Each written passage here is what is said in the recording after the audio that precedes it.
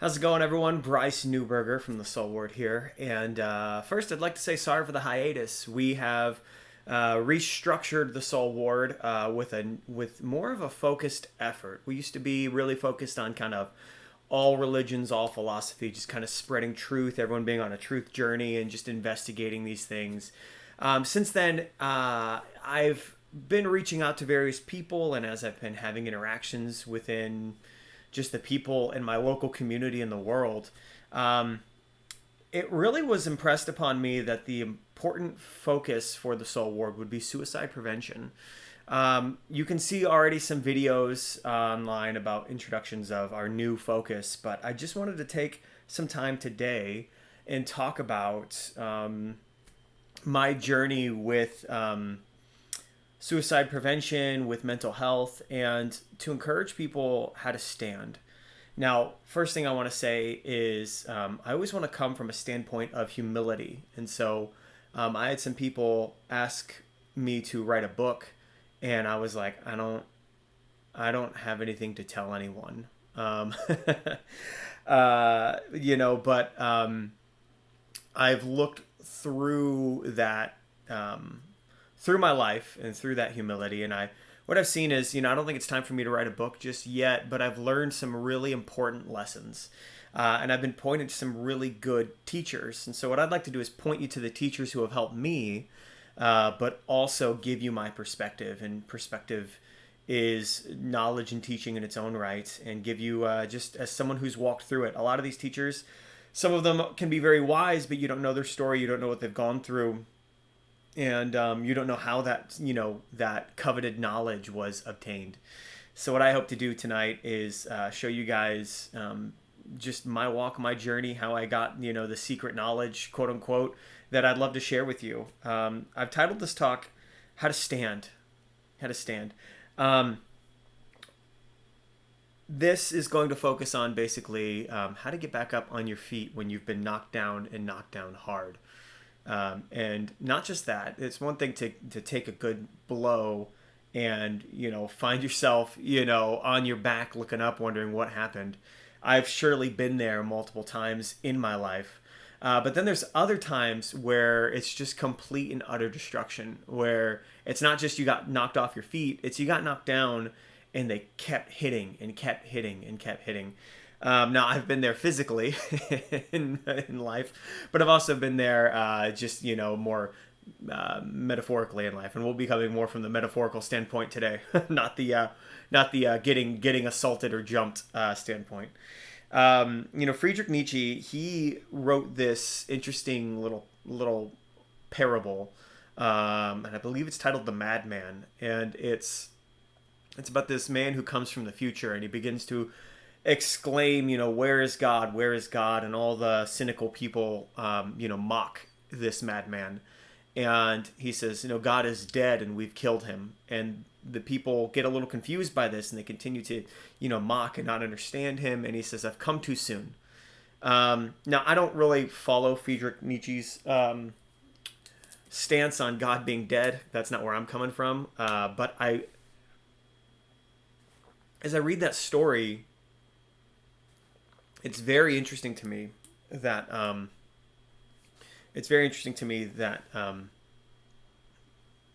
the way everything's set up in that tale. You see, the madman has knowledge. He's experienced something, and he's come to share that experience with other people, but they can't understand it because he's come too soon. They haven't experienced enough to touch the knowledge he has. Now, this is parabolic. We don't know necessarily, like it's not. You can make your own, draw your own conclusions from that story. But a lot of times I feel like that madman when it comes to opening up and sharing with people. When it comes to PTSD, when it comes to depression, anxiety, suicidal thoughts, self-harm, these kind of things. When I deal with people in communities, specifically the religious Christian community, they act much like the people in that parable, where they can be condescending, they don't understand, they're confused, and they operate from a standpoint of, this is a madman. because they can't touch the knowledge he has. And so there's a hesitancy in me to share some of these things sometimes, but I'll say that for the 90% of the people who leave me feeling kind of burned, like, I wish I'd kind of kept that to myself. It's the 10% that push me on and continue to encourage me to share, because it's the 10% that get help. And the reality is, I think, just like that madman was bringing this, the secret knowledge from the future, is people, the 90%, right, that I feel like, those percentages are probably off. It's probably more like 45, 50%, but you really feel, or 45, 55%, but you really feel, those who don't understand, you feel the weight of their judgment so much more. But when it comes to the people to anyone who can hear such a thing, the knowledge will be useful one day. It was Jordan Peterson who says, some people think that life is to be happy, and he says those people are idiots. And he said, because for those of us, life is not happy, it's miserable and it's tragic. And if life is to be happy and you're not happy, what do you do then? So he says, if you are happy, he says, enjoy it, because, you really are truly blessed by God.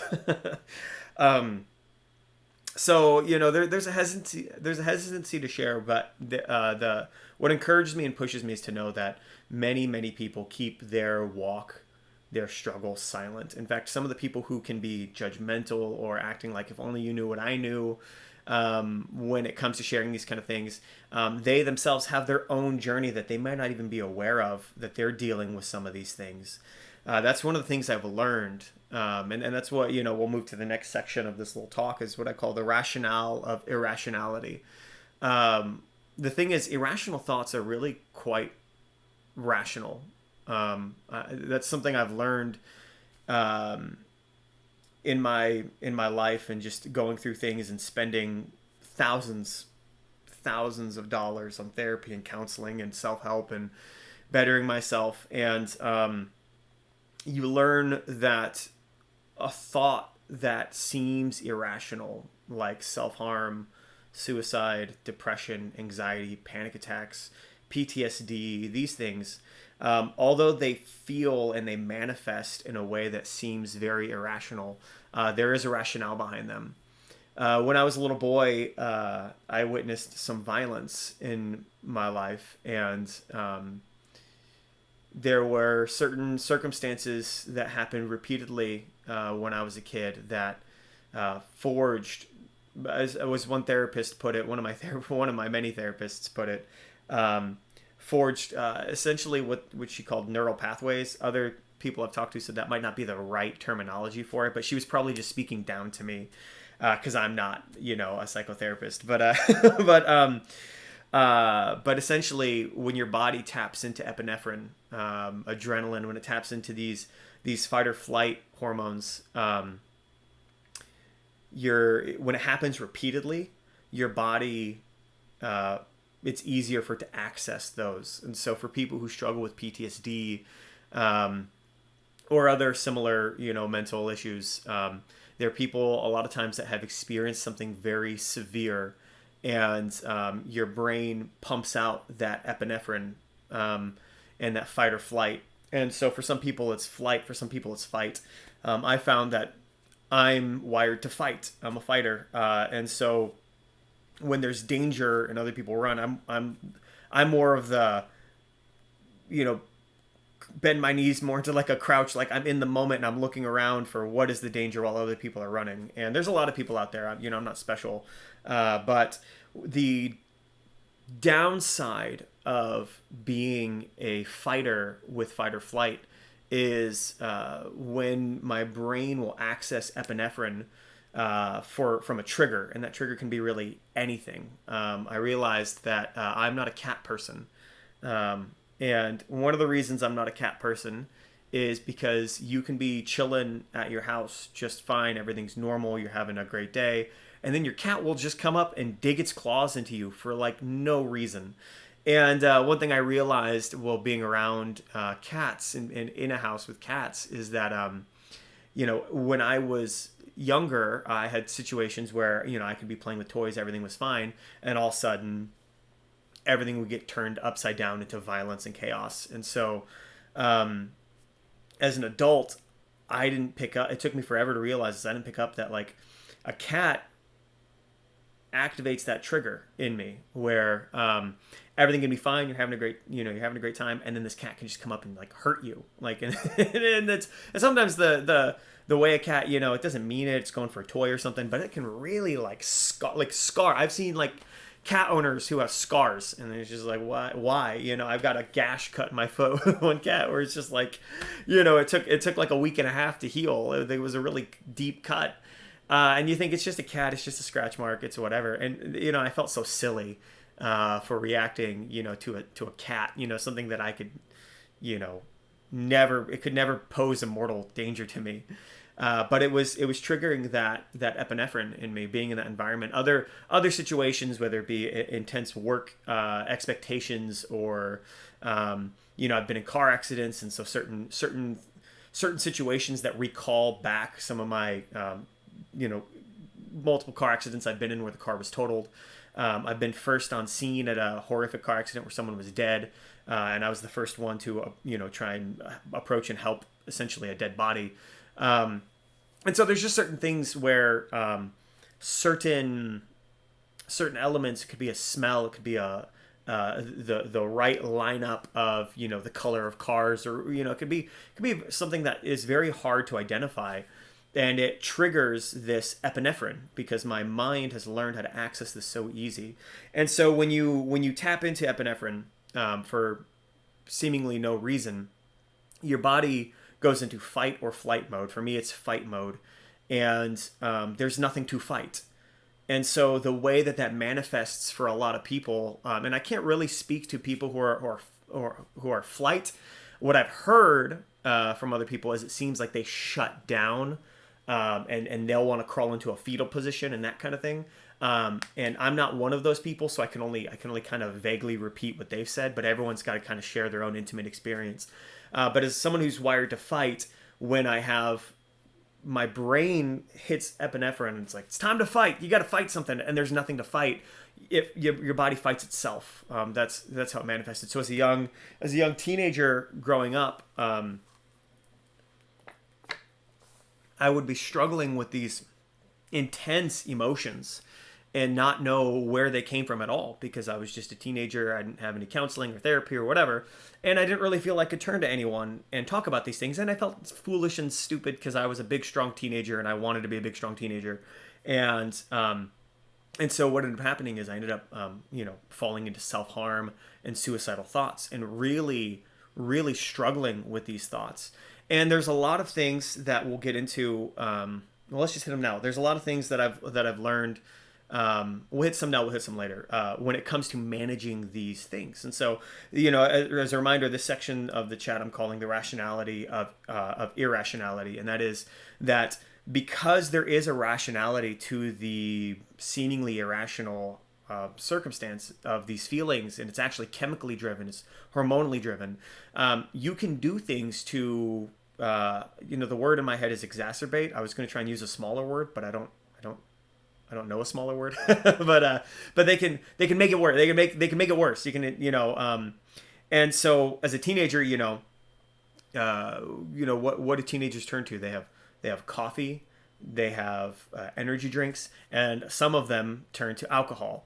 And so I remember being depressed when I was a teenager and struggling with depression. A girl had broken up with me or something, struggling with now, the epinephrine kicks back in and all this. And, it's just I'm dealing with self-harm and suicidal thoughts.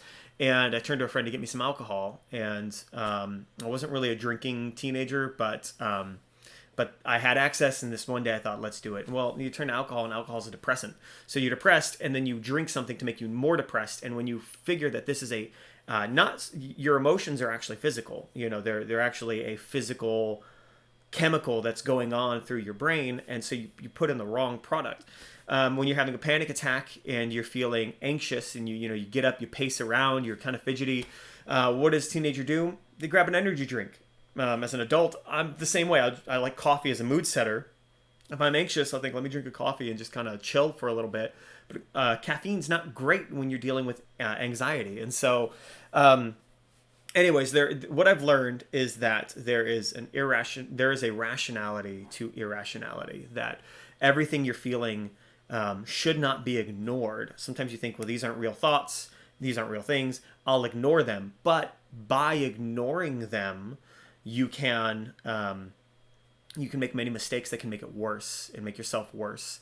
And so you might successfully ignore those feelings once or twice or 3 times or 10 times, but the 11th time, 20th time, whatever, there will come a time where you've just moved in such a negative direction. You've now picked up coping behaviors that you turn to because you've identified these behaviors as being helpful when they're really not. It's just you've fallen into a pattern and you're hurting yourself. And so one thing that I've learned is that there's a rationale to rationality, and where I'm not, a therapist or a neurologist or anything like that, I can't help you from a clinical standpoint. But what I can say from an experiential standpoint is get help. Like, get therapy, get counseling, watch the substances you're putting in your body.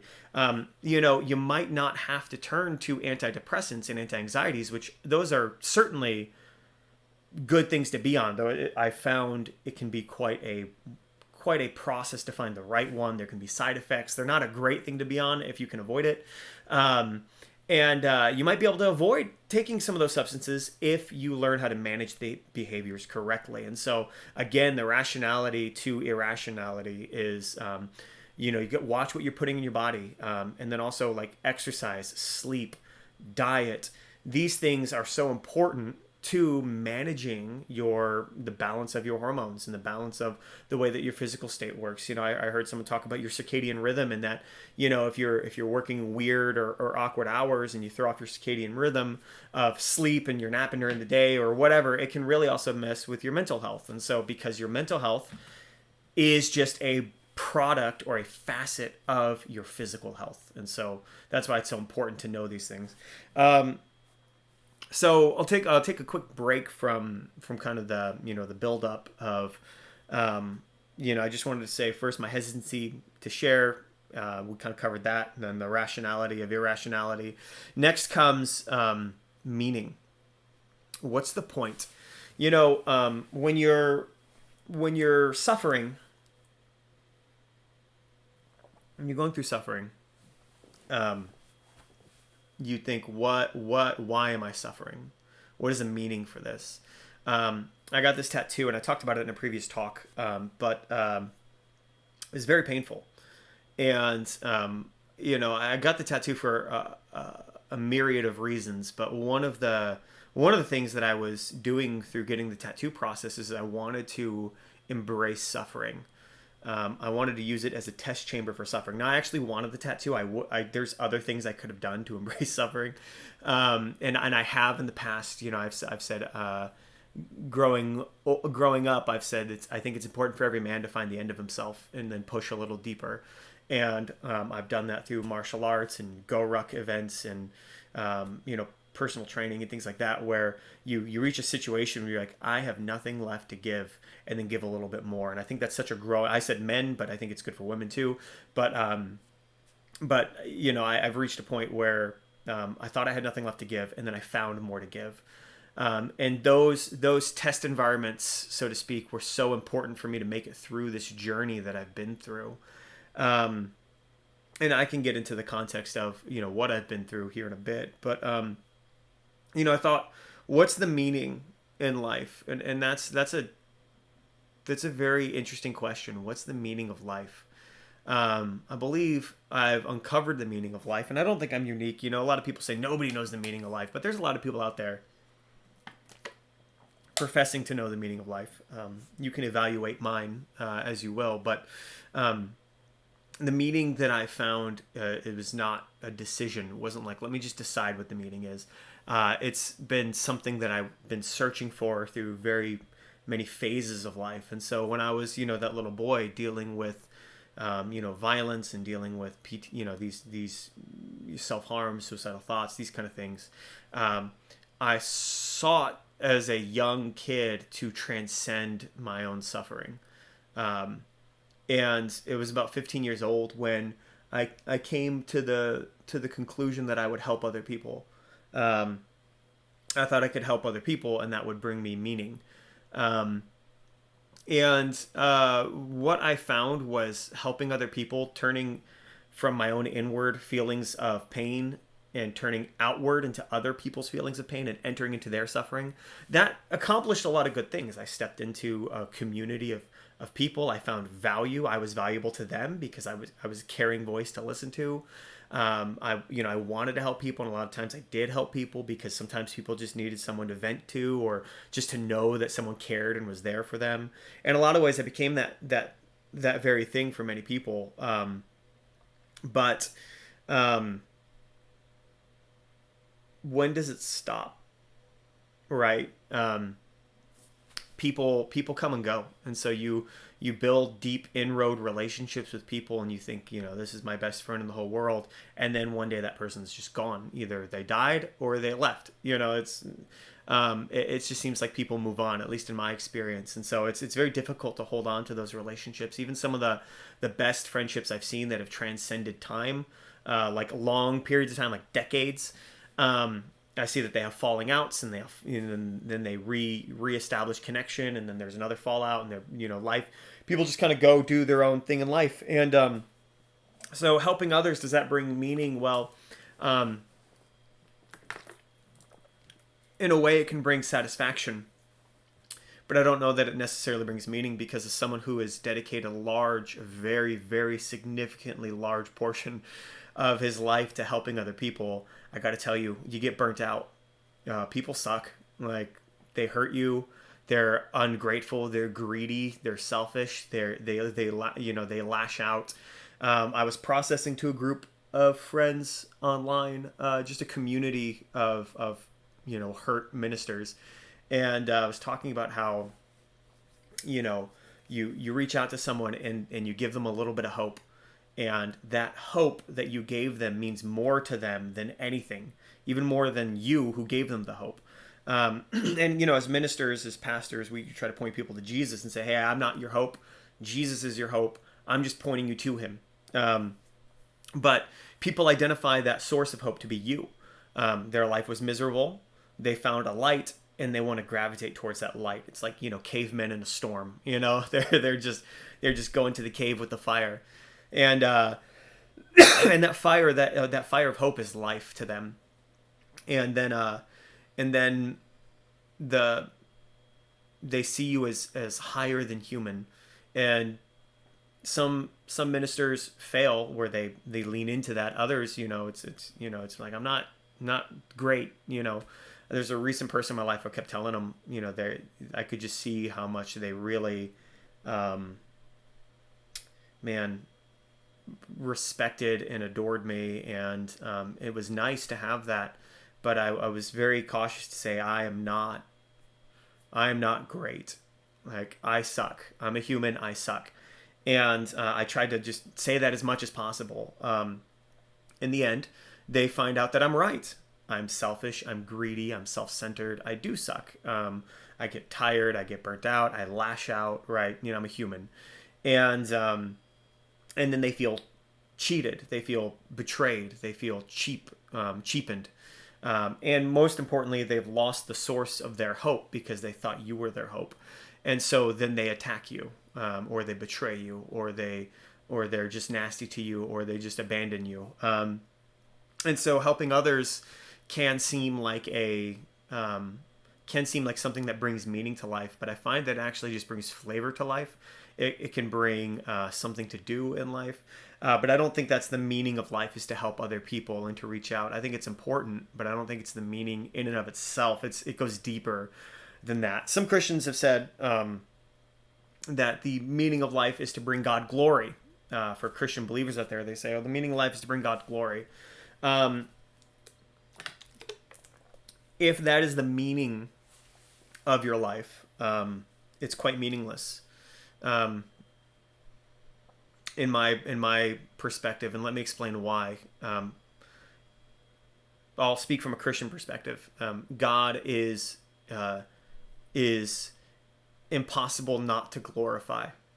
He is basically the all-encompassing source of and focus of all glory, right? That's the Alpha, the Omega, the omnipotent, omnipresent, omniscient being. He cannot not be glorified. So if your purpose in life is to bring God glory, then it's like someone saying their purpose in life is to make sure water stays wet. I'm sure you could poke holes in that analogy, but but well, what about vapor? But the point is that like God will always have glory, and so if your sole meaning in life is to bring Him glory, then you do that no matter how you exist, even if you rebel against Him and hate Him. Your own self-destruction brings Him glory, and so it's impossible not to glorify Him from a Christian perspective. And so that brings us to the next part. Well, someone said the meaning of life is to exist. The meaning of life is to exist. So right, we are here, we exist, and the meaning is just that. You're here. I'm here. What does that mean? What means you're here? The logic surely follows, right? But that fails to quite understand what someone's asking for meaning. It's like when a word has a secondary definition that doesn't quite fit the primary definition. So what does it mean that I'm here? It means that you're here. Yeah, but what's the meaning in being here? Right. And so is the meaning to exist? Well, I do believe you do exist. But there's got to be meaning. There's got to be something to get you up out of bed. I've been listening to a lot of Jordan Peterson recently, and I really like, he said life, he said doing stuff is hard and doing nothing is easy. So why would you do anything at all? And so, and when you reduce the question to something like that, it really does provide context. Now, for those of you out there who haven't suffered deep suffering, we're talking like losing a loved one, losing a child, losing all definition of yourself. You might hesitate to understand even the purpose of asking this question. But for those of you who have contemplated suicide, you really got to wonder, why go on? Why go on at all? Why wake up every day? Certainly you could think, well, people need me. But unfortunately, you come to the realization that people don't need you. I was put in an interesting situation. My brother-in-law died, and left behind 4 small children. And then amongst my issues going on, I was really struggling with suicide. And people who were helping both the widow and the orphans and me said, your children need you. And in the same breath, they said, they're going to be just fine. Well, which is it? Do children need a father, or are children going to be just fine without a father? Now, father's great and necessary, and all of that. But what you realize is that there is hope for the fatherless. And so I'm not encouraging suicide here. But what I'm saying is that that wasn't helpful for me dealing with suicide, because I saw these boys and thought they have to go on the rest of their life without their father. And people say, well, there's meaning in suffering, and they're gonna be made stronger for it. God has a plan. God has a purpose for this, right? And it's like, okay, so the better option then was for them not to have a father. Is that what you're saying? Then when it comes to my own children, why would they need a father? And so you can see how it can be very difficult to help someone who's struggling with suicidal thought. And so the point becomes, why wake up at all? Why get up at all? Why do anything? And so there's a few things in this, and that is, you can help others, you can bring God glory, you do exist. But one person brought up an interesting thing to me, and I wish I could remember their name. They weren't, I don't think, anyone famous, but I think his name was Jeff. But he wrestled with this question. He was an older gentleman, and he reached out to me as I was kind of processing these things. And he brought up the concept of heaven. And so for someone who is suicidal and a Christian, and they think, wouldn't it be better to be in heaven? In fact, Paul writes in Philippians, he says, for I long to depart and be with Christ, for that would be better by far. So Paul has a little bit of a suicidal, tendency in his writing towards the end, where Paul has been in prison, he's been suffered, he's been persecuted, he's been stoned, he's gone through all this horrible, horrible suffering.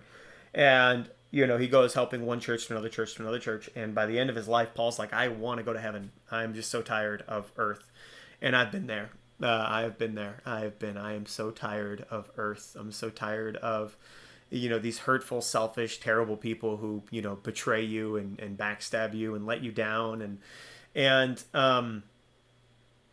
But he said, the kingdom of heaven is, God is omnipresent. He's everywhere. And so the kingdom of God is everywhere. The kingdom is just that, the domain of the king. So wherever the king has authority, that is the kingdom. And so for Christians, the kingdom is omnipresent. It's everywhere. Everything the light touches, so to speak. And by the light, I mean, the light of God. And so to an extent, even the kingdom of hell, so to speak, is the kingdom of God, because God's omnipresent and he's omnipotent. So he's all powerful and he's everywhere. So even hell would be technically under his jurisdiction. The meaning then, what he was helping me see is that this is going to get complex, and this took a lot of thought and meditation and processing. So I hope it's helpful to someone out there. But the idea was that you exist right now, and you will exist eternally.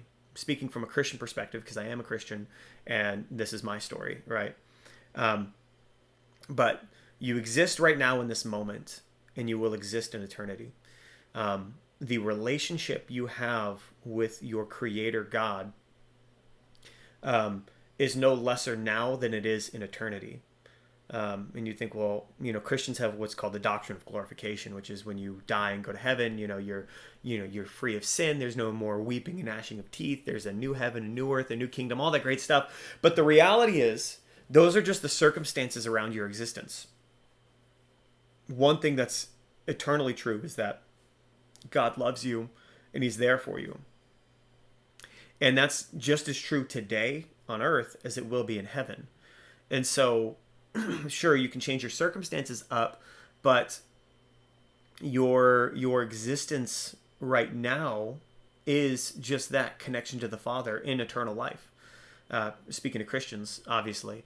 So that was clarifying for me in a big way, because what that says is that if you're seeking to change the terms of your existence, you really won't. The connection with God that you can have is here now, and it's there in heaven. And so you might as well make your peace with existing eternally, because you exist. So the meaning then is to transcend, is what I've found in life. And that's very much something that Jordan Peterson preaches a lot. And I definitely recommend everyone to go listen to just everything that the man's ever said. But is to transcend, specifically to transcend misery. And so, just checking my time here. I don't want to talk your guys' ear off for the whole time, but, you exist. That's a fact. You exist. When you die, you will exist. Again, Christian speaking from a Christian perspective, when you die, you will still exist. So what is the meaning of your existence? Well, your existence will bring God glory no matter how you exist. But so what is the purpose of your action truly? What's the point of getting out of bed in the morning or expending energy with your existence? And that is to transcend your own miserable, wretched state. We are in a consistent state of transcendence or regression, and regression would definitely be the opposite. But I love what Jordan Peterson says. He says, "Don't compare yourself to someone else. Compare yourself to who you were yesterday." Then there's great talks about, on that out there that everyone should listen to. And I'm not, going to go at length into that, but just talk about what that means to me personally. You can be better tomorrow than you are today. You can be better within the hour. You could end this hour better than you are right now. And that is transcendence. That is transcending who you are. And so when you look at humanity, sinful, broken humanity, you're born into a state of utterly wretched sin.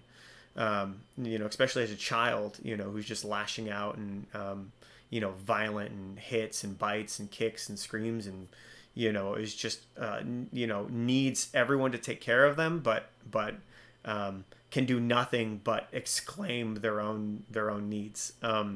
And continue to propagate their own filth. And so I've got 3 children and I've seen it and I love them. But, when they're born, all they do is cry and kick and scream and poop and make messes. And where's the gratitude then?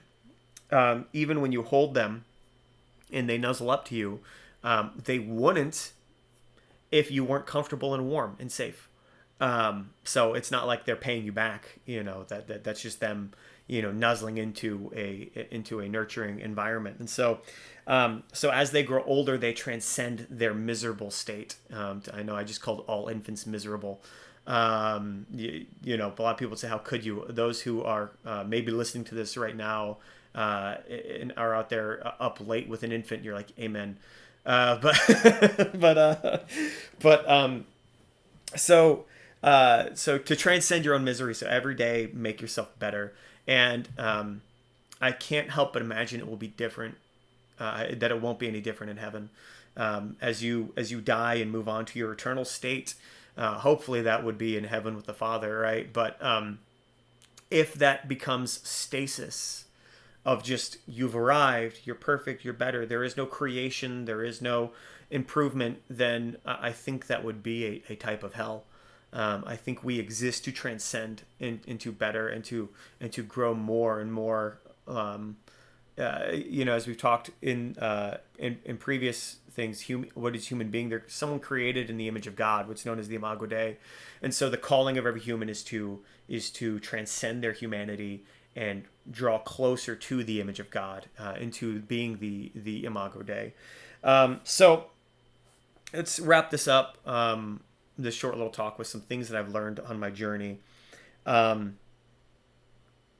Some interesting things that I've been pondering is that happiness makes you weak. That's interesting because happiness, joy, comfort, these things can make you weak. And I think they're necessary things, and I think they're good things.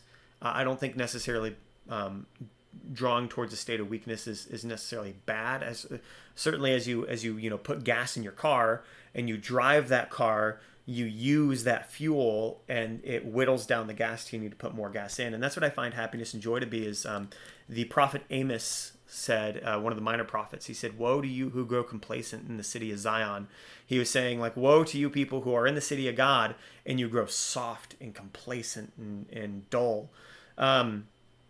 I think the worst thing for our society has been our beds. They're so comfortable and cozy and warm, and they make it difficult to want to get up and get going and get out in the morning.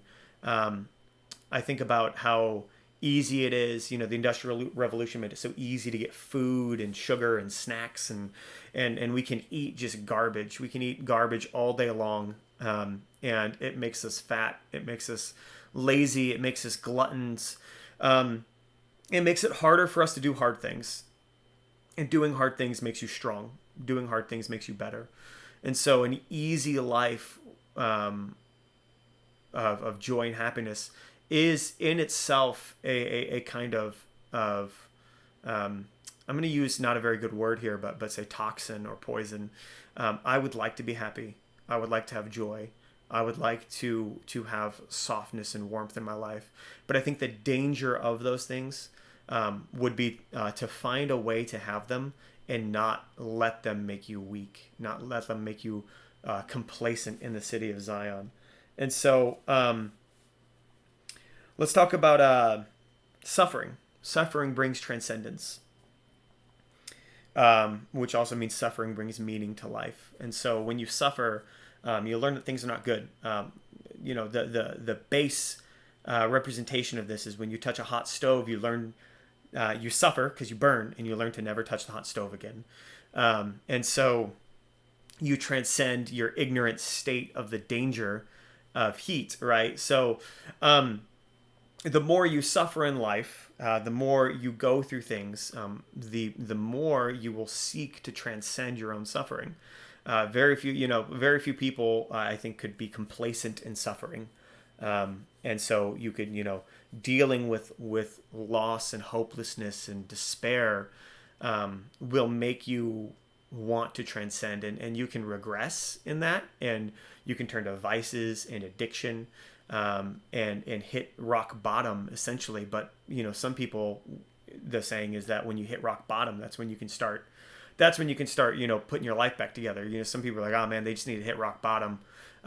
So even suffering as it causes you to regress can eventually lead to a transcendence of sorts. And so I can't tell you how many, former addicts and drug dealers and all sorts of people I've talked to that hit rock bottom and then began to aim up. And so that's what Jordan Peterson says. And again, I'm just going to keep, preaching from his Bible is aiming up. Every day, aim up. And so that's how we transcend, is we aim up every day, whatever that may be. And I like his teaching on, taking small steps. He says if you try to aim up too high, you're going to fail. So he says, aiming up is in an effective way is having the humility to set the bar so low that you can actually obtain it, you can actually hit it. And so another thing is suffering has to be meaningful. I'm not talking about the old school flagellants where they would hit themselves with flails on the back and inflict their own suffering. There has to be a meaning to the suffering. So don't just go pursue suffering for suffering's sake. I've learned that rest is necessary. That you can aim up every day, but it's important to take breaks and to take time to yourself to aim up. I've followed good diets, and one interesting thing I found about following a disciplined diet is that sugar is a necessary component. That there will be times where I'm eating salmon fillets with the skin on, and just spinach and right, all this stuff, and I'll find myself still being a little hungry or a little out of sorts, and I've started to carry these chocolate bars, and I'll just take a little bite of chocolate, and it's like done. There it is, and that's the rest that is necessary, I feel like, within dieting. But I feel the same element is so necessary within our lives as well. You can live a very strict, rigid, disciplined life, but you're also going to need to learn how to laugh and to play. And that was something that we're going to hit probably a 12-week series here that I'll release on trauma and addiction and how those two relate, and how to overcome addiction by looking at your trauma and finally, calling it what it is and dealing with it. But one big thing in the teaching that I've gone through with that is that learning how to play, that trauma victims forget how to play. And so rest and playing and enjoyment are so necessary. And so every day I wake up in a state of suffering, and I seek to aim up and transcend that suffering. And as a very driven person, again, programmed to fight, not flee, I want to wrestle every day. I'm not happy with the way things are, so I got to get up and fight and make things better. And what's important is to take a breath from time to time and learn that it's okay. Go see the movie, go play a game, go hang out with a good friend. Don't get lured into the poison of, staying in such a place. Right, there's these mythological tales of like nymphs and dryads, right? And it's that someone is wandering through a desert or lost in a forest, and then they come across this secret oasis. And whereas they need the water, they need the rest, they need the relaxation, the hero feels like he needs to get back on his journey. Yet the nymphs and the dryads, they lure the adventurer into staying forever. And then when their eyes finally open and the enchantment breaks, they can see that there are those who could not get up and leave the oasis, and they've turned to skeletons, and that these pleasures, this rest sucks the life from them. And that's the mythological, concept of these, cursed oasis and nymphs and dryads and whatever, like mermaids. But it's like don't get caught in the oasis. Like, you need the rest. Don't get sucked into an easy life. And I think that's the challenge is, you can aim up every single day, like I try to do, and try to better yourself and make a better situation for yourself every single day, for other people, to help, yourself, your family, your community. And it's hard, and it induces more suffering in a lot of ways. And you can grow tired and weary. And then you have moments of these oases, where it's soft, it's easy, it's nice, it's beautiful, it's pleasurable, but that's necessary. But then get out, get back to work, get back on the road, Odysseus, get back on your journey, go find that golden fleece, go seek the Holy Grail, continue to aim up, and don't get lured into aiming down. And so this is a journey for me that I'm still on. It's been a long journey.